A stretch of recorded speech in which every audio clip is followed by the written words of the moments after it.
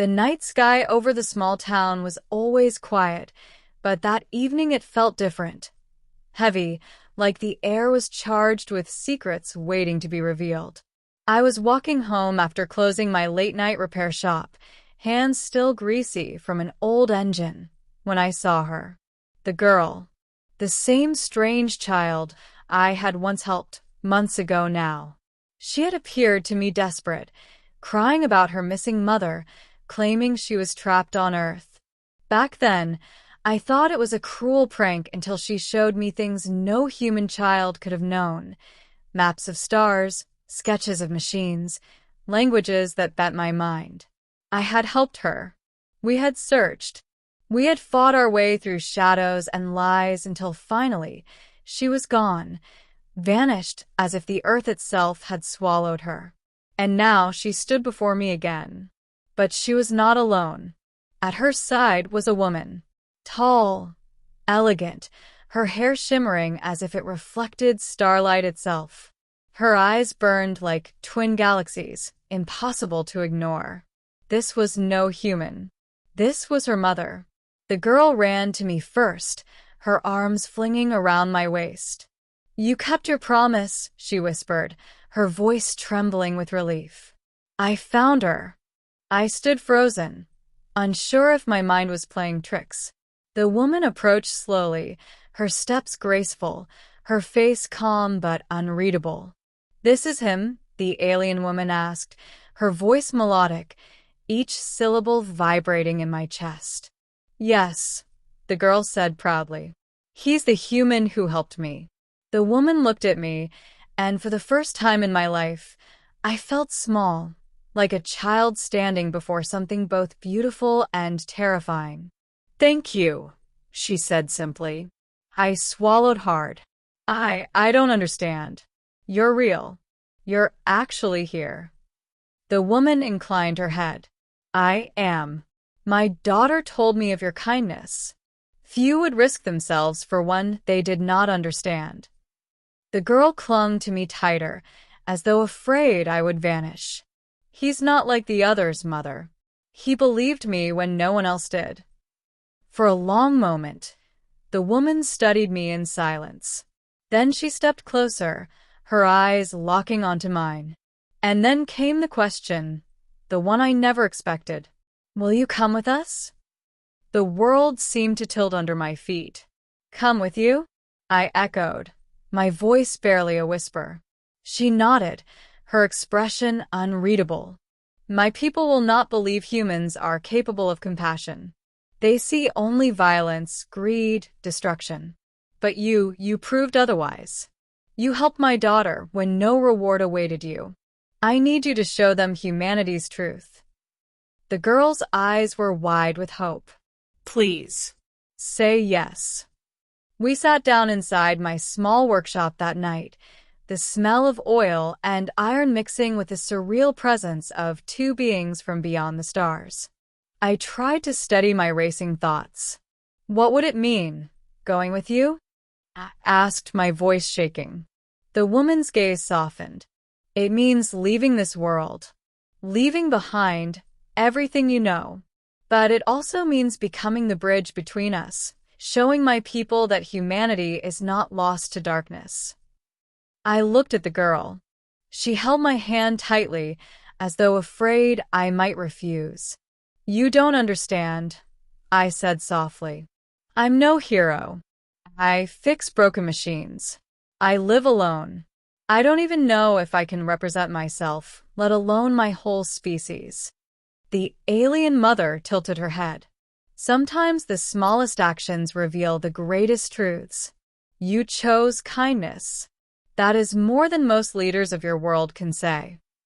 Her words hit me like a weight. I had never thought of it like that. Still, doubt gnawed at me. If I go, I may never come back. If I stay, maybe I never know what could have been. The girl's voice trembled. "You won't be alone. You'll have us. And I need you there." Her words pierced deeper than any argument. This wasn't about glory. It was about trust. A child had placed her faith in me, and now her people, her mother, were asking the same. I closed my eyes, inhaled the scent of oil and dust one last time, and then opened them with a decision burning inside me. I'll go. The girl's face lit with joy. The woman inclined her head, her starlit hair shimmering in gratitude. The days that followed blurred into a secret I could tell no one. At night, I met them on the edge of the forest where their craft hid beneath cloaking fields. Sleek, silver, alive with energy, it was like standing before the future. The girl taught me words in her language. Her mother showed me the stars, not as points of light, but as gateways to stories, worlds thriving, dying, struggling, dreaming. And then the night came when we left. I looked back at my quiet town one last time, the streets empty, the lights flickering in windows. No one knew. No one would ever know. The ramp hummed beneath my feet as I stepped aboard. The air smelled different inside, clean, sharp, charged with power. The girl squeezed my hand. "Are you ready?" she asked. I nodded. "As ready as I'll ever be." The ship trembled, then lifted. The earth shrank beneath us. My stomach knotted with fear, but my chest swelled with something else, wonder. The alien woman stood at the controls, her gaze fixed on the horizon of stars. "Your journey begins now. Do not fear what lies ahead. You are more than you think you are." I wanted to believe her. Days turned into weeks as we traveled through the void. Their people awaited us, a council that did not trust humans, that saw only the scars of war, pollution, and greed. I felt the weight of it every time I looked in the mirror. Was I enough? Could I truly show them what humanity was capable of? But the girl never let me falter. She would sit beside me, her small hand gripping mine, whispering, "You believed in me when no one else did. Now I believe in you." When we finally arrived, their world stretched before me, a planet of twin suns, oceans glowing like liquid silver, cities that floated above the ground. And yet, as I stepped onto their soil, I felt more human than ever. The council awaited, faces stern, eyes doubtful. The alien mother spoke first, her voice steady. "This is the human who aided my daughter. This is proof they are not what we feared." All eyes turned to me. I swallowed hard, my heart pounding. And then I spoke, not with grand speeches or promises, but with the truth. I don't represent all of humanity. I can't.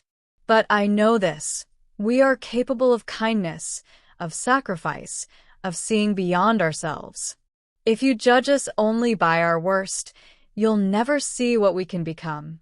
I helped your daughter because she needed me, and because sometimes that's enough. Silence stretched. The council studied me, unreadable, but in the girl's eyes, I saw the spark of hope. Maybe that was what they needed to see too. And so it began. Not as a war, not as a conquest, but as a fragile bridge built on trust. A child's plea, a mother's faith, and one human's choice. I had left everything behind, but in that moment I knew I hadn't lost. I had found something greater. Because sometimes the universe doesn't ask for heroes. It asks for humans.